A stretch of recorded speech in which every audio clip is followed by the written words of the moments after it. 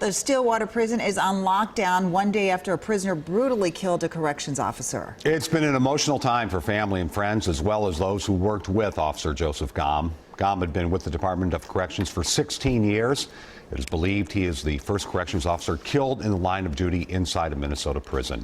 WCCO has learned the inmate used a hammer to attack him inside the prison industry building.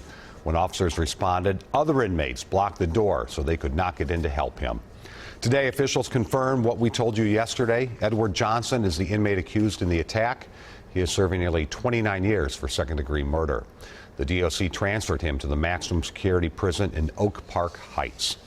We have team coverage this evening. We want to begin with Jennifer Mayerle, who has been digging into Johnson's criminal history. And suspect Edward Mohammed Johnson's criminal history begins with the murder in 2002, but that is not where it ends. I've been going through court documents today that offer details of a past that can be difficult to listen to. Edward Mohammed Johnson is the inmate at the center of the investigation into the murder of corrections officer Joseph Gom. This inmate was actually convicted of assaulting a guard at the Hennepin County Jail. In that case, Johnson struck a detention deputy that resulted in a cut under his left eye. According to court documents, it happened while Johnson was awaiting trial for the 2002 murder of Brooke Thompson, a woman he lived with. A jury convicted him of stabbing her to death. Her 5-year-old daughter witnessed Johnson banging her head on the bathroom door the night before her body was found in the bathtub.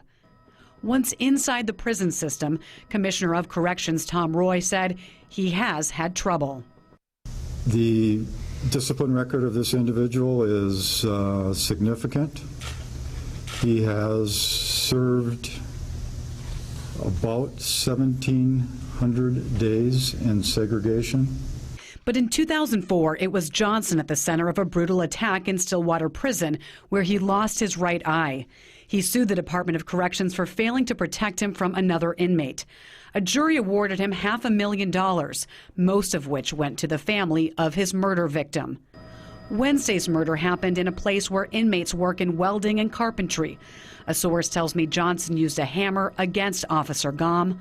Roy explained why Johnson was allowed in the work program. We have an individual who, for a length of time, demonstrated relatively good behavior, and we have a limited pool of employees to draw from.